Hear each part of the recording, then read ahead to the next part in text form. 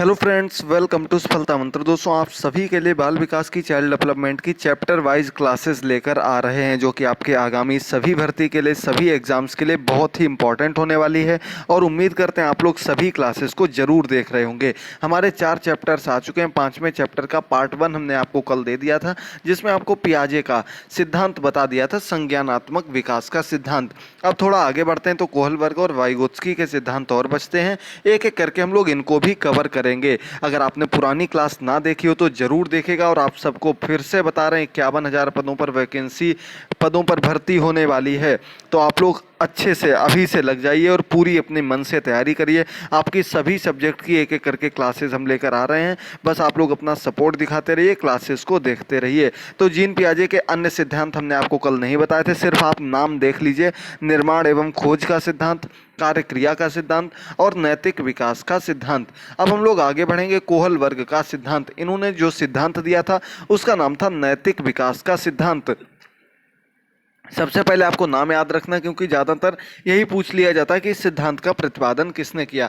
फिर हम लोग आगे एक एक पॉइंट बाय पॉइंट समझते हैं, चर्चा करते हैं। ये सिद्धांत सीटेट के लिए ज़्यादा इंपॉर्टेंट है। यूपी टेट में सिर्फ इसका नाम पूछ दिया जाता है या अवस्थाएं पूछ दी जाती हैं, ज़्यादा डीपली ये सीटेट में ही पूछा जाता है। तो चलिए एक एक करके समझते हैं। पहले लॉरेंस कोहलबर्ग को समझते हैं, जो कि इस सिद्धांत के प्रतिपादक हैं।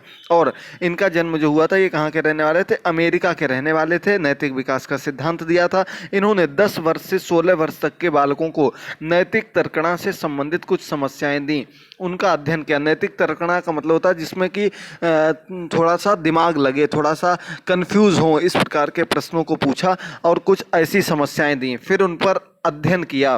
कितने बालक थे? 10 से 16 वर्ष उम्र तक के बालक थे। इस अध्ययन के आधार पर उन्होंने नैतिक विकास को 3 चरणों में विभाजित किया। उन्होंने माना कि बालकों की नैतिक तर्कणा, तर्कणा का मतलब देखिए क्या लिखा, दुविधा लिखा हुआ है, यानी कि जहां पर आपको कोई समस्या हो, कोई प्रॉब्लम हो, अधिक महत्वपूर्ण होती है। इस अध्ययन के आधार पर क्या बताया इन्होंने कि इसके 3 चरण हैं। और इन्होंने माना कि बालकों की नैतिक तर्कणा जो होती है वो अधिक महत्वपूर्ण होती है। जो उनके अंदर डाउट्स होते हैं, जो प्रॉब्लम्स होती हैं, वो ज़्यादा इंपॉर्टेंट होती हैं कि इनको कैसे दूर किया जाए। यह कोहलबर्ग ने अपने सिद्धांत में बताया था। चलिए आगे बढ़ते हैं। कोहलबर्ग के सिद्धांत के जो 3 चरण हैं वो कौन कौन से हैं, किस उम्र से किस उम्र तक के हैं। यहीं से आपका सबसे ज्यादा क्वेश्चन पूछा गया है यूपी टेट में और सुपर टेट में। तो देखिए क्या लिखा गया, पूर्व परंपरागत या पूर्व नैतिक अवस्था या स्तर। पूर्व परंपरागत या पूर्व नैतिक किसको कहते हैं? 4 वर्ष से 10 वर्ष की उम्र के जो एज ग्रुप है उसके लिए कहा गया है। फिर परंपरागत नैतिक स्तर, परंपरागत स्तर या नैतिक स्तर, ये दोनों एक ही नाम है। ये आपको कह दिया गया 10 से 13 वर्ष तक के बालकों के लिए।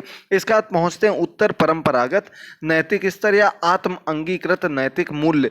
13 वर्ष के ऊपर के बालकों के लिए ये नाम दे दिया गया। ये नाम आप लोगों को याद रखना, सबसे ज्यादा कंफ्यूज करने वाला नाम है। और ये नाम देकर पूछ दिया जाएगा कि ये किससे संबंधित है, इसका एज ग्रुप कितने से कितने तक है। 2 में से क्वेश्चन आपको यहां से जरूर मिल जाएगा। तो अच्छे से आप लोग पहले इन तीनों नाम को याद रखिएगा। देखिए बाकी तो कोई दिक्कत नहीं है, इसमें आपका पूर्व लगा दिया गया, इसमें उत्तर या पश्चिम लगा दिया जाएगा।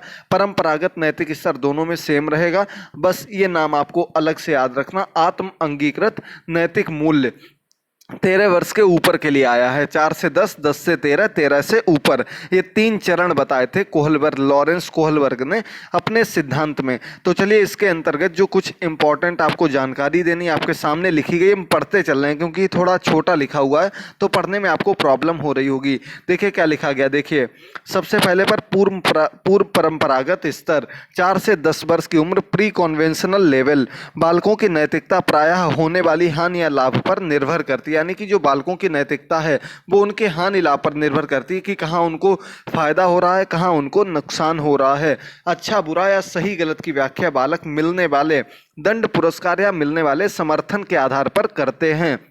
यानी कि अच्छा और बुरा वो किस हिसाब से सोचते हैं, किस हिसाब से समझते हैं। तो जैसे आपको किसी ने दंड दे दिया, आप छोटे बालक हैं, आपको दंड दे दिया, तो आप समझेंगे ये व्यक्ति बुरा है। और जो उसको डांटता है, आंखें दिखा दे, वो उसके पास वो बालक कभी नहीं जाता है। तो ये 4 से 10 वर्ष की उम्र में बालक ऐसे होते हैं जो कि अच्छे बुरे को दंड और पुरस्कार के या समर्थन के आधार पर स्वीकार करते हैं, और लाभ हानि इनकी नैतिकता पर निर्भर करती है। अगला पॉइंट है बालकों के नैतिक तर्क दूसरे दूसरों के मानकों से निर्धारित होते हैं और नैतिकता भौतिक परिणाम पर निर्भर होती है। इसमें बालक स्वयं केंद्रित होता है, यानी कि अपने पर केंद्रित होता है। भौतिक परिणाम जो होते हैं ये मुख्य रूप से मायने रखते हैं, यानी कि जो चीज़ उसके सामने घटित हो रही है, चाहे आप उसको डांट रहे हैं, उसको अगर कोई व्यक्ति है वो बुरा है लेकिन अगर उसको चॉकलेट दे रहा है तो उसके लिए वो अच्छा हो जाएगा, वो उसको लाभ की चीज़ है, वो उसको लगेगा कि हाँ ये अच्छा है। भौतिक परिणाम इसमें बहुत मायने रखते हैं।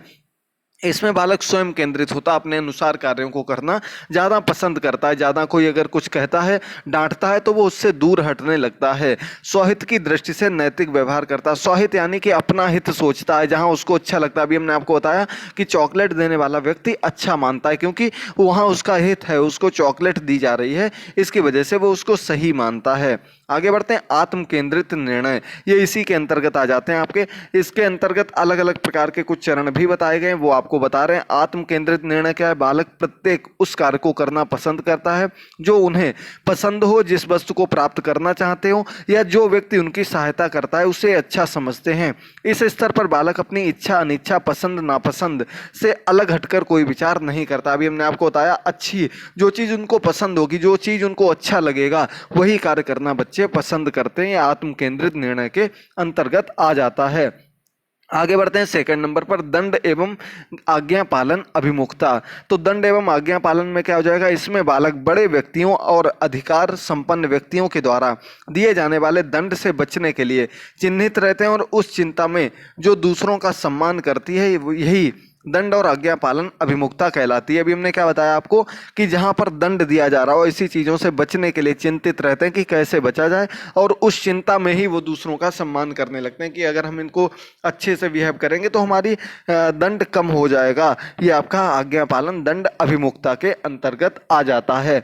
अगला पॉइंट है यांत्रिक सापेक्षिकता अभिमुखता, यानी कि बालक यह समझता है कि संबंध स्थूल पर निर्भरता से है और अपने हानि लाभ से बनते हैं, ना कि सभी के प्रति निष्ठा न्याय समर्पण के लिए प्रत्येक व्यक्ति स्वयं को देखता है। कोई भी व्यक्ति केवल उन लोगों के लिए उत्तरदायी होता है जो उनकी सहायता करते हैं। यानी कि सहायता करने का मतलब यहाँ क्या हो रहा है? यहाँ सहायता का मतलब हो रहा है कि जहाँ से उसको लाभ मिलता है, जो उसको लगता है कि ये व्यक्ति मेरे लिए लाभदायक है, उसी का सम्मान करना, उसी को आगे बढ़ाने के लिए आगे निर्भर रहता है। ये आपका यांत्रिक सापेक्षिकता के अंतर्गत आता है। ये तीनों आपके पूर्व परंपरागत स्तर के अंतर्गत आते हैं, आप लोग समझ गए होंगे। आगे बढ़ते हैं परंपरागत स्तर पर, जिसकी एज हमने आपको 10 से 13 वर्ष बताई। कॉन्वेंशनल लेवल, बालक सामाजिक अपेक्षाओं को पूरा करने में रुचि लेते हैं और अपने परिवार, समाज व राष्ट्र की अपेक्षाओं को पूरा करने को महत्व देते हैं। अर्थात बालक दूसरों के मानकों को स्वीकार कर लेता है और उन्हीं के अनुसार सही या गलत का निर्णय करने लगता है, जो कि समाज केंद्रित है। हमने आपको पूर्व परंपरागत में बताया था कि बालक स्वयं केंद्रित होता है, आप केंद्रित होता है। इसमें बालक कैसा होता है? समाज केंद्रित होता है, समाज की अपेक्षाओं को पूरा करने लगता है, यानी कि जो समाज उससे अपेक्षाएं रखता है उसको पूरा करता है। क्यों? क्योंकि वो समाज में स्वीकार कर लिया जाए, समाज उसको स्वीकार कर ले, वो कम्युनिटी में अपने को दूसरों के साथ सही गलत के अनुसार ले जा सके। यहाँ पर परंपरागत स्तर में यही मुख्य रूप से होता है, समाज के आधार पर। तो इसके अंतर्गत 2 पॉइंट आते हैं। पहला, परस्पर एक रूपता। इसमें बालक अच्छा बनकर अन्य व्यक्तियों से प्रशंसा पाना चाहता है, वे अच्छे बालक या बालिका बनने में रुचि रखते हैं और सहयोग को सर्वोत्तम आचरण के रूप में स्वीकार करते हैं। अर्थात स्वीकृत अथवा अस्वीकृत को से दूर रहने का भाव तीव्र होता है। यानी कि अभी हमने क्या बताया था कि दूसरों के सामने अच्छा बनना, दूसरों के सामने अच्छे कब बनेंगे? जब दूसरों की अपेक्षाओं को आप पूरा करेंगे और इनको ही पूर्ण रूप से सर्वोत्तम आचरण मानता है। क्योंकि अगर वो दूसरों के सामने अच्छा बिहेव करेगा तो वो स्वीकार कर लिया जाएगा, स्वीकृत कर लिया जाएगा, और नहीं तो अस्वीकृत किया जाएगा। ये भावना सबसे तीव्र होती है परस्पर एक रूपता अभिमुखता के अंतर्गत, याद रखिएगा, जो कि परंपरागत स्तर के अंतर्गत पहला पॉइंट है। सेकंड नंबर आता है अधिकार संरक्षण अभिमुखता। अधिकार संरक्षण, इसमें क्या है? सामाजिक नियमों दायित्वों के अनुरूप कार्य करता है और उन्हें बनाए रखना चाहता है। यह मानता है कि नैतिकता का आधार सामाजिक व्यवस्था है। व्यक्तिगत हानि होने की स्थिति में भी नियमों का पालन करता है। सबसे इंपॉर्टेंट है कि अगर उसकी खुद की कोई हानि हो रही है लेकिन समाज का भला हो रहा है, समाज का अच्छा हो रहा है, फिर भी वो ऐसा कार्य ही करता है जिससे कि उसका समाज में दूसरों के सामने प्रशंसा की जाए, दूसरों के सामने उसका मान सम्मान बढ़ जाए, सामाजिक नियमों और दायित्वों के अनुरूप ही कार्य करता है, इनको बनाए रखना चाहता है। ये आपको बहुत ही इंपॉर्टेंट है। अधिकार संरक्षण अभिमुखता जो कि परंपरागत स्तर के अंतर्गत आती है।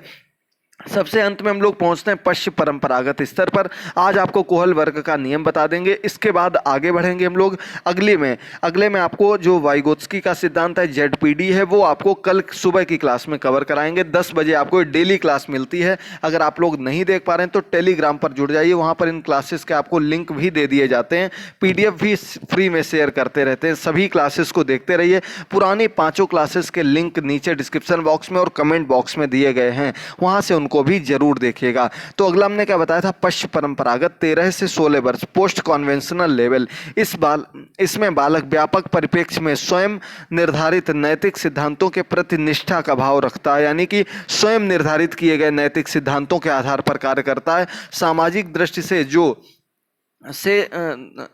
से नैतिक मूल्य निर्धारित किए गए, उनकी उपयोगिता का विश्लेषण करने लगता है तथा व्यक्ति बाह्य केंद्रित हो जाता है, यानी कि जो समाज में नियम है उनका विश्लेषण करता है, फिर उसके आधार पर जो चीज़ उसे सही लगती है, जो नैतिक मूल्य उसको पसंद आते हैं, जो उसके लिए सही होते हैं, उनको करना वो ज़्यादा पसंद करता है, बाह्य केंद्रित होता है इस अवस्था में बालक। तो पहला पॉइंट इसमें सामाजिक अनुबंध विधि सम्मत अभिमुखता, यानी कि सामाजिक नैतिक नियमों को आलोचनात्मक ढंग से परख कर समाज की आत्म सहमति क्या है, इसके आधार पर अपने दायित्वों को पालन करना, यानी कि जो समाज के नैतिक नियम हैं उनको पहले समझना, उनकी आलोचना समाज में बैठ कर करना, फिर उसके बाद देखना कि समाज उनमें से किन चीज़ों को ज़्यादा वरीयता दे रहा है, क्या समाज उन सब में सहमत है या नहीं, तो उन्हीं के आधार पर दायित्वों को पालन करना सामाजिक अनुबंध विधि सम्मत अभिमुखता कहलाता है। इसका सेकंड नंबर है सार्वभौमिक नैतिक अभिमुखता। इसमें क्या है, इसमें बालक उचित अनुचित का निर्णय स्वनिर्धारित नैतिक सिद्धांतों के आधार पर करता है और आत्मनिंदा से बचने के लिए जीवन की रक्षा, मानव अधिकारों की समानता और भावनाओं के आधार पर नैतिक निर्णय करता है, यानी कि खुद की रक्षा के लिए, जीवन की रक्षा के लिए जो सबसे ज़्यादा उचित है, ये नहीं निर्धारित कर सकते कि समाज में वो माना जाएगा या नहीं, लेकिन जो सार्वभौमिक रूप से सही होगा वही व्यक्ति करना पसंद करता है। ये थोड़ा सा टफ है, इसके अंतर्गत थोड़ा टफ है, अगर आप लोग बताएंगे तो अन्य दूसरे रूप में इसके जो क्वेश्चंस हैं, जो पॉइंट्स हैं, उनको टाइप करके अलग से आपको बता दिया जाएगा। आज की क्लास आपकी कोहल वर्ग के सिद्धांत पर खत्म होती है। यहीं तक आपका कोहल वर्ग का सिद्धांत था, आगे हम लोग बढ़ेंगे। ये कुछ इन्होंने अन्य अवस्थाएं बताई थी, देख लीजिए। स्वकेंद्रित 3 से 6 परंपराओं को धारण करने की अवस्था, 7 वर्ष से किशोरावस्था का प्रारंभिक काल, आधारहीन आत्मचेतना की अवस्था किशोरावस्था और आधार युक्त आत्मचेतन अवस्था, ये इन्होंने कुछ अन्य अवस्थाएं बताई थी। इनमें से आपकी स्वकेंद्रित ज़्यादा इंपॉर्टेंट है, भूल जाते हैं क्योंकि लोग इसका एज ग्रुप। तो आपको आज की क्लास में यहीं तक एंड करते हैं। उम्मीद करते हैं आपको क्लास जरूर पसंद आई होगी। अगर पसंद आई तो एक छोटा सा कमेंट जरूर करिएगा और पुरानी क्लासेस को जा करके जरूर देख लीजिएगा। पूरी आपकी सभी सब्जेक्ट की चैप्टर वाइज क्लासेस जल्द ही लेकर आ रहे हैं। इसमें आपके यूपी टेट और सुपर टेट की पूरी तैयारी कराई जाएगी। 51,000 भर्ती आपको अगले वर्ष देखने को मिलेगी। तब तक यूपी टेट की भी तैयारी करते रहिए और इसमें भी तैयारी करते रहिए। आपको कोई भी डाउट हो तो आप मैसेज करके छोड़ सकते हैं, आपके सभी डाउट्स क्लियर कर दिए जाएंगे। थैंक यू दोस्तों, गुड बाय, टेक केयर।